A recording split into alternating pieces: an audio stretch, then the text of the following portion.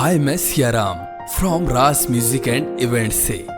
आज हमारे बीच है बहुत ही नेक व्यक्ति और हमारे समाज सेवी जो हमेशा बहुत ही भावुक मुद्दे को लेकर बात करते हैं, हमेशा समाज को नई दिशा देते हैं, युवाओं के लिए अपनी बात रखते हैं। तो चलिए मिलते हैं ऐसे गुणवान कर्तृत्ववान समाज सेवी शरद गोपीदास बागड़ी जी से।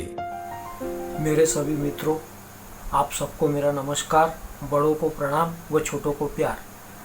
आज हमारे समाज में व देश में कई समस्याएं मूलभूत रूप से खड़ी है, जिसकी चर्चा हम हमारे व्हाट्सएप ग्रुप में, हमारे समाज की संस्थाओं में, हमारे विभिन्न कार्यक्रमों में करते रहते हैं। बेसिकली जो समस्या है वो समस्या बुजुर्गों का मानवाधिकार, युवाओं के शिक्षा व रोजगार व बच्चों के संस्कार व परवरिश। अगर हम पूरी जड़ तक जाएं तो ये तीनों समस्याएं एक दूसरे से जुड़ी हुई है। All three problems are interconnected. हमें समस्याओं के बारे में चर्चा करते करते समस्या में एक दूसरे पे दोषारोपण करने की बजाय हमें ज़रूरत है आज समस्याओं को जड़ तक जाने की। हमारा सर दर्द होता है, हमारा जब सर दर्द होता है, ये पहली बार होता है, हम एनासिन ले लेते हैं, सेराडोन ले लेते हैं, सर दर्द ठीक हो जाता है। फिर सिर दर्द होता है, फिर गोलियां ले लेते हैं। लेकिन अगर लगातार हमारा सर दर्द होता है तो डॉक्टर हमें स्कैनिंग का बोलता है, एमआरआई का बोलता है। हमारे को सर दर्द के कारण ढूंढने की, उसके जड़ तक जाने की जरूरत पड़ती है।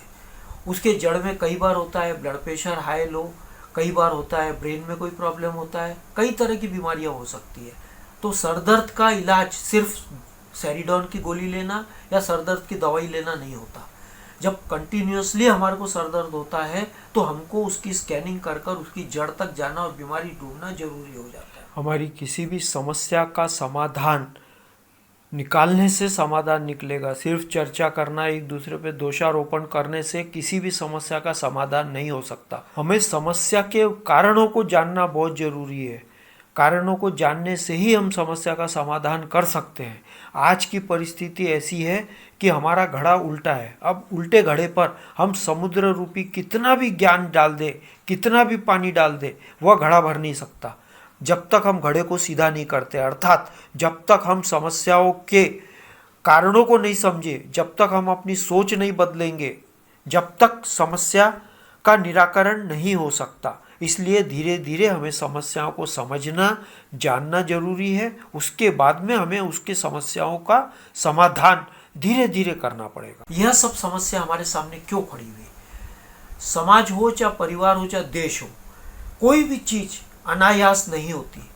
धीरे धीरे शनै शनै हर परिस्थिति रूप लेती है।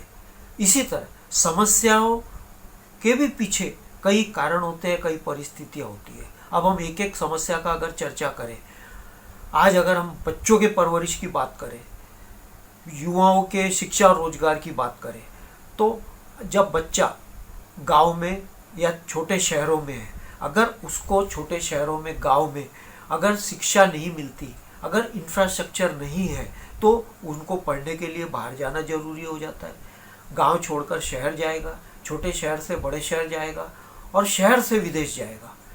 यह उसकी बेसिक नीड है। संयुक्त परिवार टूटते जा रहा है। संयुक्त परिवार टूटने के कारण में आज अगर बच्चा पढ़ाई नहीं करेगा, आज this is a knowledge based world, आज सबसे ज़्यादा जरूरी है ज्ञान व नॉलेज की। तो ज्ञान व नॉलेज उसको शिक्षा से ही मिल सकता है, तो उसको बाहर जाना बहुत ज़रूरी होता है।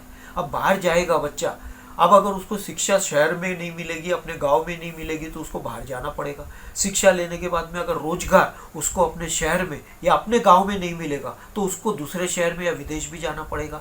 यह मजबूरी है, इसका कोई इलाज नहीं है, यह करना ही पड़ेगा। अब हमको परिस्थिति देखते हुए इसका समाधान ढूंढना पड़ेगा। अब बुजुर्गों का ऐसा हो गया कि अगर युवा अपना शहर छोड़ के, अपना घर छोड़ के, परिवार छोड़ के बाहर जाता है तो बुजुर्ग अकेला रहेगा। अब अगर हम जड़ में जाए तो इसकी जड़ क्या है? इसकी जड़ होती है, पहले हमारे यहाँ पर शिक्षा गुरुकुल में, आश्रम में होती थी। गुरुकुल में बच्चों को हमारे संस्कार की, हमारे सभ्यता की, हमारे संस्कृति की शिक्षा दी जाती थी।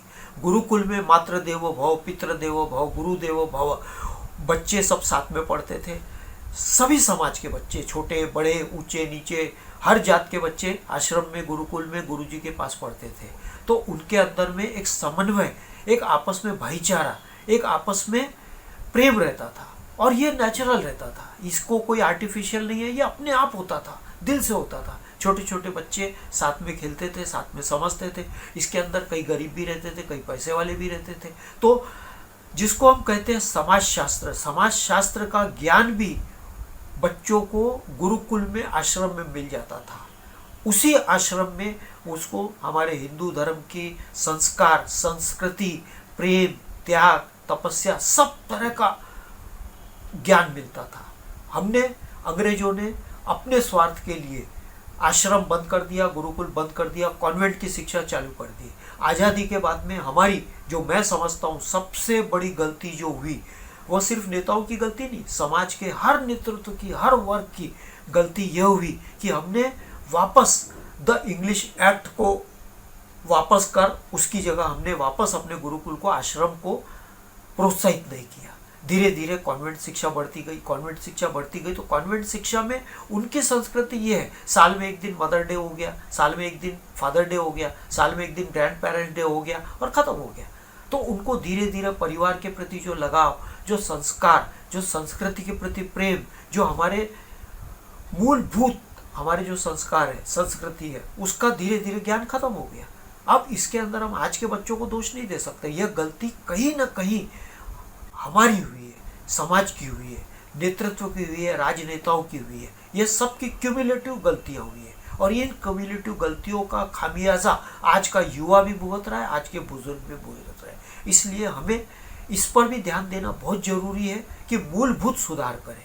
आज हम नया मकान बनाते हैं, तो सबसे पहले जमीन की क्वालिटी देखते हैं, जमीन की गुणवत्ता देखते हैं, उसके हिसाब से आर्किटेक्ट डिजाइन करता है, उसके हिसाब से उसकी नींव डाली जाती है, जमीन को समतल किया जाता है, जमीन को साफ किया जाता है। उसी तरह आज अगर हमको समाज में समस्याओं का निदान करना है तो हमको शुरू से ध्यान देना पड़ेगा। अगर जड़ मजबूत होगी तो मकान मजबूत होगा, पहली बात। दूसरी बात, अगर हम इमली का बीज लगाएंगे तो हमको इमली के झाड़ पे आम नहीं मिल सकते। अगर हमको आम चाहिए तो हमको आम के झाड़ लगाने पड़ेंगे।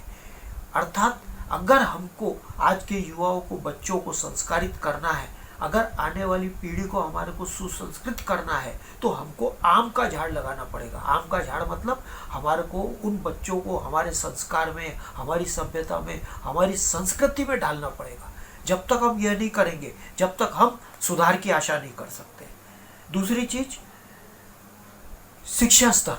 आज हमारी गलती ये हुई कि शिक्षा की तरफ हमारा ध्यान बहुत कम गया। आज इंफ्रास्ट्रक्चर की जरूरत है, जो काम जरूर सरकार का है, लेकिन उसमें समाज की भी सहकारिता जरूरी है, हर लोगों की सहकारिता जरूरी है। गाँव में, छोटे छोटे शहरों में शिक्षा का स्तर बढ़े, इंफ्रास्ट्रक्चर मिले।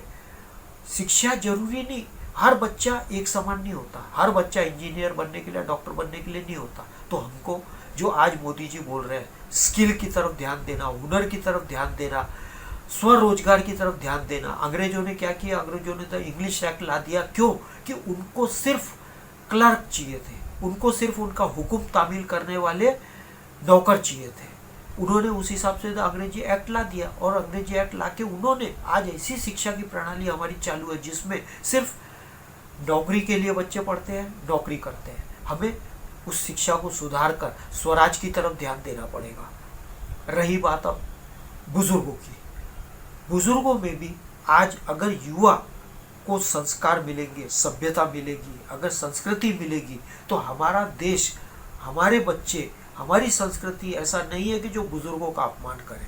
इसमें हम सिर्फ युवाओं को दोष नहीं दे सकते, इसमें कहीं ना कहीं गलती हर स्तर पर, हर नागरिक की, हर परिवार की और समाज के हर हिस्से की गलतियां हुई है। आज बच्चों की परवरिश, आज संयुक्त परिवार टूटते जा रहा है। संयुक्त परिवार टूटने से क्या हो गया? परिवार में सिर्फ पति, पत्नी और बच्चा। इसके कारण जो छोटे बच्चे हैं उनको दादा दादी का प्यार नहीं मिलता, उनको घर का माहौल नहीं मिलता, उसको परिवार का माहौल नहीं मिलता। अब पति, पत्नी और बच्चा, कहीं पति काम पे जाता है, नौकरी पे जाता है, अपनी दुकान पर जाता है, कहीं पत्नियां भी जाती है, तो बच्चा अकेला रह गया।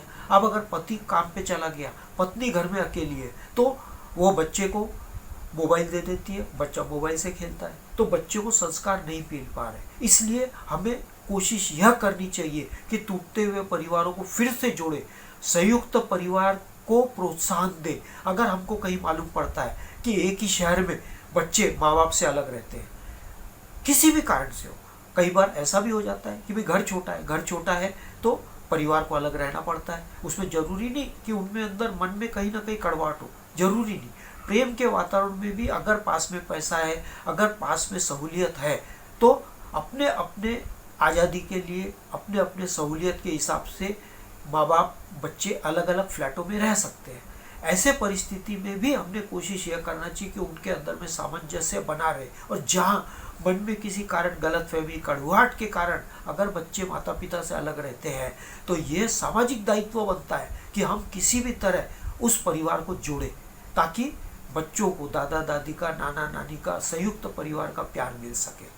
हमको 2-3 चीज़ों पे ध्यान देना पड़ेगा। हमको नींव को मजबूत करना पड़ेगा, हमको जड़ों को मजबूत करना पड़ेगा। जड़ों को मजबूत मतलब हमको हमारे संस्कार, हमारी सभ्यता, हमारी संस्कृति पे विशेष बल देना पड़ेगा।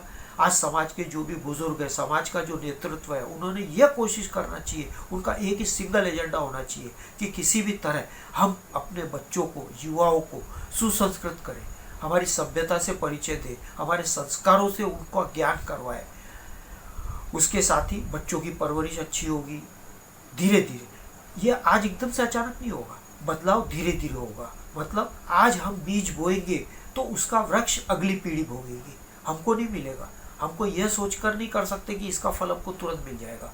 मैं शरद गोपीदास जी बागड़ी अपने विभिन्न कार्यक्रमों के लिए अनेकों संस्थाओं के माध्यम से अनेकों स्कूलों, कॉलेजों में, कॉरपोरेशन की स्कूल, प्राइवेट स्कूल तथा मुस्लिम, जैन, मराठा सभी जाति धर्मों के समाज के प्रोग्रामों में जाता हूँ।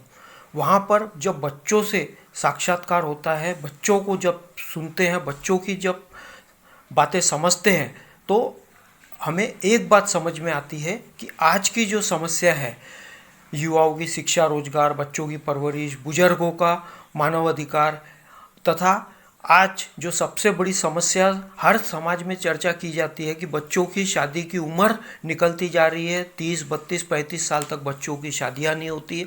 इन सब समस्याओं की जड़ के पीछे मुझे जो समझ में आ रही है, 2 सबसे बड़ी मूलभूत बुनियादी गलतियां हैं, शिक्षा नीति व संयुक्त परिवार का टूटना। तो हमने हर नागरिक सदस्य, हर समाज ने यह कोशिश करना चाहिए कि किसी भी तरह संयुक्त परिवार की स्थापना हम फिर से कर सके। जहाँ पर भी हमें लगे कि संयुक्त परिवार टूट रहा है, किसी गलतफहमी के कारण बिछड़ रहा है, तो हमने सबने सामूहिक प्रयास करना चाहिए कि संयुक्त परिवार फिर से बना रहे। संयुक्त परिवार से एक फ़ायदा होता है कि हर सदस्य के ऊपर एक दूसरे का दबाव रहता है। दूसरा, हमारे शिक्षा नीति में हमें हमारी प्राचीन सभ्यता, हमारी संस्कार, हमारी संस्कृति, मातृ देवो भव, पितृ देवो भव, गुरु देवो भव, परिवार की महत्ता, परिवार में प्रेम बना रहे, इन सब चीज़ की शिक्षा बच्चों को बचपन से दी जानी बहुत ज़रूरी है। मैं शरद गोपीदास जी बागड़ी, अगर आपको मेरा वीडियो पसंद आता है तो कृपया मेरी यूट्यूब तथा फेसबुक शरद गोपीदास जी बागड़ी को लाइक करें, सब्सक्राइब करें। धन्यवाद।